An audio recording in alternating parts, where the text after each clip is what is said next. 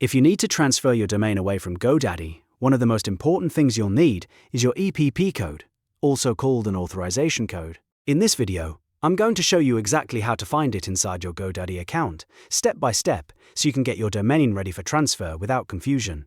If this tutorial helps, make sure to hit like and subscribe for more simple tech guides just like this. Alright, let's get started. First, open your browser and go to the official GoDaddy website. Once you're there, sign into the account that owns the domain you want to transfer.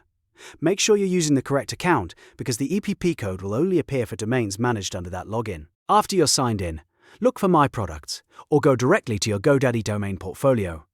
This is where all of your domains are listed in one place. If you own multiple domains, take a moment to find the exact one you want to move to another registrar. It's important to select the right domain before making any changes. Now click on the specific domain name you want to transfer away. This will open the domain settings page. From here, scroll down until you find the transfer section. In that section, you should see an option that says Transfer to another registrar. This is the area where GoDaddy begins the transfer process and provides the information you need. Click Transfer to another registrar. At this point, GoDaddy will show you a transfer checklist and review your domain's eligibility.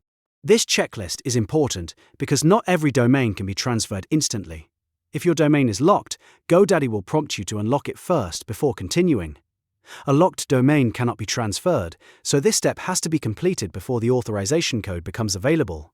If your domain meets all the requirements, you should see a button that says Continue with Transfer.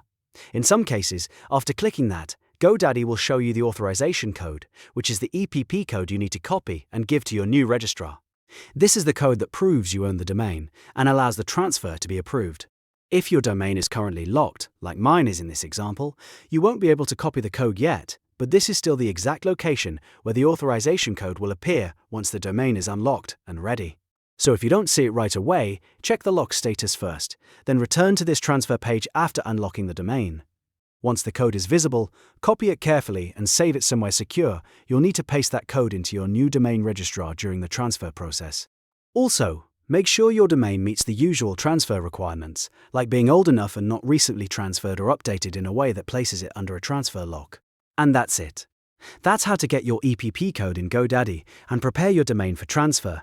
If you have any questions, drop them in the comments below and I'll help if I can. If this video was useful, don't forget to like, subscribe, and turn on notifications so you don't miss the next tutorial.